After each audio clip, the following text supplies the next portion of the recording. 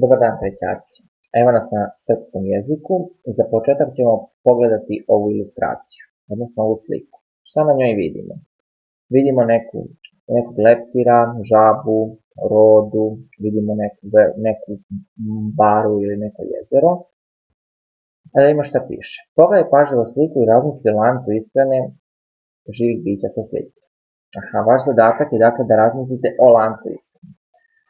Sigurno se svako od vas pita kako je sad veza lanac ishrane ima sa srpskim jezikom i zašto je to sve povezano. Pa kao i sve drugo, kao što svugde možemo naći neku vezu i neku povezanost, tako i možemo naći povezanost lanca ishrane sa srpskim jezikom. A sada ćemo da vidimo i kako.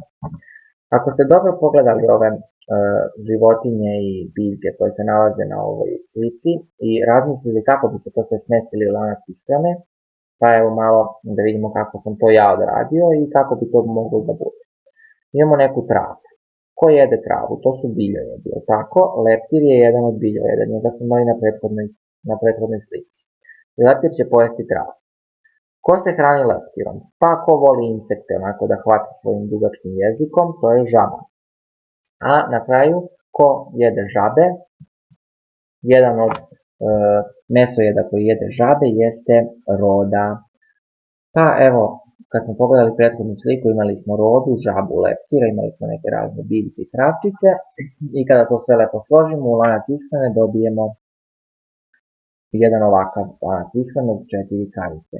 Danas ćemo čitati jednu priču o lancu ishrane, ovdje piše o ovom lancu ishrane, baš o ovakvom lancu ishrane.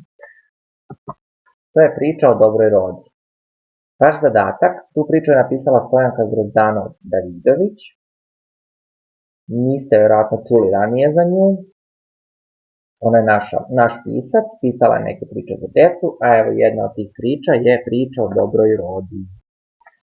Ono što je vaš zadatak jeste da pročitate pažljivo priču u svojim čitankama. Tako da možete da stopirate video ukoliko to niste uradili i pročitajte. Razmislite posle o tome kako vam se priča dopala, šta se u njoj vama dopada, šta vam se možda ne dopada, možda biste nešto promenili, drugačije želeli da bude, čime ste zadovoljni, možda ste se nečim iznenadili, šta je na vas ostavilo negde najjači utisak. Pa vrlo dobro znate da uvek pričate o ovim nekim opštim karakteristikama za svaku priču, pa evo ovdje imate ukratko stavljeno, nabrojano, vrsta teksta, mesto vršenja radnje, vreme vršenja radnje, tema, likovi, poruka. Vi znate da temu, mesto vršenja radnje ili vreme, to je negde uvek isto, mora svima tako biti isto za priču koju čitamo. Temu možete na drugačiji način da osmislite, ali znamo šta je tema, dakle ono što se govori u toj priči. Likovi, u ovom slučaju su roda, žaba i leptir, možete imati i osobine likova, pa ćemo ih opisati kakva je roda, kakva je žaba, kakav je leptir. To sam siguran da svako od vas zna da uradi kada pročita priču jednom ili 2 puta. I poruka, naravno poruka uvek može biti više. U ovom slučaju sam naslov je priča o dobroj rodi, radi se o dobroti. Evo ja sam stavio ovdje učini dobro delo, lepo će se osjećati. Naravno imamo i onu čuvenu rečenicu da se dobro dobrim vraća i dobrota je veliko bogatstvo, nije sve u koristi, ali tako mnogo više je u sreći i tako dalje. Tako da s te strane možete sami osmisliti neku svoju poruku. Čitajući tekst možete odgovoriti na razna pitanja. Gde živi roda iz priče, čime se bavi roda iz priče, po čemu se ova roda razlikuje od ostalih roda, kakve leptire crta roda, čime se hrani roda iz priče, kako je došlo do sukoba između roda i žabe, da li je leptir bio pametan, objasniti svoj odgovor, kako objašnjava što da je žaba bila glupa, tako su je nazvali u priči, i da li je rodin postupak bio dobar, i to naravno možete da objasnite. Krenut ćemo redom, znači kada čitamo priču o dobroj rodi, na početku nas pisac upoznaje sa time gde živi roda. To je jedna dakle, bara, velika bara koja je odrasla trskom, ali u sredini je bilo vodeno ogledalo. A u toj gustoj šumi trske, šuma trske, zašto pisac kaže šuma trske? Zato što ta trska je toliko bila gusta i velika, verovatno da je izgledalo kao neka šuma, jer roda tu imala svoje gnezdo. Dakle, roda živi u gustoj šumi trske u jednoj blistavoj bari. Čime se bavi Roda iz priče? Ona je, tako kada biste opisivali Rodu, možemo se reći da je ona čudna. Zašto? Zato što ta Roda nije kao sve ostale Rode, ona ne lovi žabe, ne vreva u toku dana gdje će neku žabu da spazi da je uhvati, već ona se bavi umetnošću, tako? Ona crta, ona svojim dugačkim pljunom, znate kako Rode imaju lepe dugačke pljunove, ona svojim pljunom po vodenom ogledalu šara i crta leptire. Kaže, ona crta najlepše leptire na svijetu, pa čak i ako neki leptir ne postoji, takav ga ona nacrta, tada postaje, tako, kada ga ona nacrta. Međutim, ti njeni leptiri brzo i nestaju, jer znate i vi kada šarate prstom, recimo, po vodi, to vrlo kratko traje. Po čemu se ova roda razlikuje od ostalih roda? Pa to evo negdje smo upravo objasnili. Dakle, ona ne lovi žabe, kao što sve druge rode rade. Ona crta, tako, u vodi po ceo dan. Možda i ostale rode vole da se igraju tako što nešto šaraju po vodi svojim pljunom, ali teško da neka roda ceo dan crta, tako. Kakve leptire crta Roda? Pa da, to smo već rekli, znači crta najlepše leptire na svijetu, pa čak i one koji možda ne postoje, pa ih ona zamisli kako bi mogli da izgledaju, pa ih nacrta. Čime se hrani Roda iz priče? Rekli smo da Roda ne jede žabe, jel tako, ne hrani se žabama. Čime se hrani? Čitajući priču možete da shvatite da ona u toku dana vjerojatno izjutra ima neki doručak, pre nego što počne crta, ali ručak nema, kaže ništa ne ruča. Šta radi ta žaba? Ta Roda, dakle, ništa ne ruča. Šta ona radi? Ona se uveče hrani, ali čime? Trskom i nekim listićima neke trave. Tako, zašto?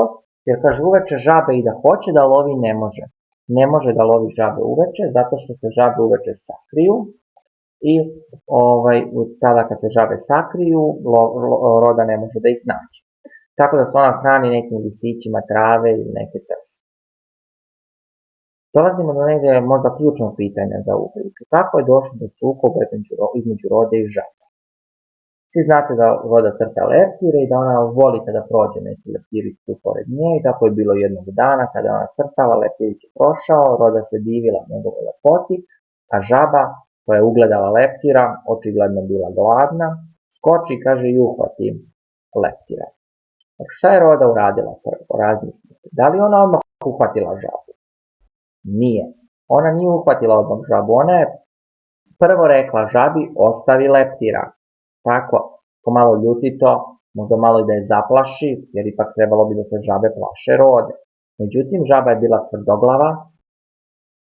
Pisac kaže da je bila čak i glupa, jer nije razumela posle poruku leptira, ali, kaže, bila je tvrdoglava i nije htjela da pusti leptira i Roda, kako bi u želji da spase život leptiru, uhvatila je žabu. Međutim, u tom trenutku više ni Roda ni žaba nisu mogle da pričaju, a jedna drugoj su želele da svašta kaže, tako. Žaba je htjela da kaže Rodi, zamoli Rodu da je pusti, a Roda opet htjela da kaže žabi, pustit ću te ako pustiš leptira. Međutim, leptir je celu tu situaciju posmatrao i shvatio, tako, u kakvoj se opasnosti našao i on, ali i žaba. Pa kaže, progovori on. I kaže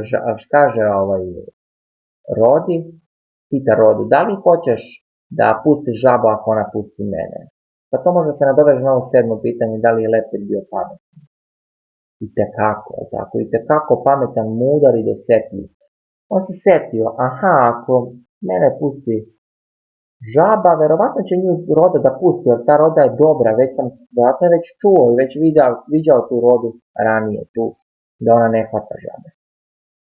Tako da leptir je bio veoma pametan i dosjetljiv i mudar, zato što je setio i pitao Rodu. Roda je to rekla da hoće, a kako je rekla? Da li je ona to govorila? Ne, klimnula je glavom, kao što i mi ponekad klimnimo glavom kad nešto hoćemo. Međutim, kako objašnjavaš ovo pitanje, kako objašnjavaš to da je žaba bila glupa? Pa žaba nije shvatila to klimanje glavom, verovatno možda nije ni videla kada je Roda klimnula glavom i nije htjela da pusti leptira, čvrsto ga je držala za oba krila. Iako on govorio, glupa žabo, pusti me, tako, šta imaš od toga što će se pojesti ako će i tebe pojesti Roda. Međutim, žaba to nije shvatala ali pošto ništa nije njoj bilo tu jasno, ona je morala nešto da pita. I naravno, kad je progovorila, leptir, pametan, mudar, dosetljiv, izleti iz njenih usta i brzo pobegne. Roda je iste sekunde pustila žabu. To je još jedna vrlina Rode, ona je tako održava svoju reč. Rekla je da će pustiti žabu čim ona pusti leptira i to je i uradila. Žaba već tu nije ništa pitala, više zato što iskoristila priliku da pobegne, već je se uplašila, shvatila je da je izgubila svoj plen, ali se opet plašila za sebe da ona ne postane Rodin plen. I deveto pitanje, da li je Rodin postupak bio dobar i zašto, ostavljam vama da sami odgovorite. Da li je Roda dobro postupila kada je uhvatila žabu, kada je prvo opomenula, to je jako važan moment, prvo je opomenula, zatim je uhvatila, a na kraju pustila. Da li je taj njen postupak bio dobar i objasnite zašto je bio dobar ili zašto nije bio dobar. To ostavljam vama da završite priču, odnosno završite ovu analizu. Kao domaći zadatak možete nacrtati jedan strip.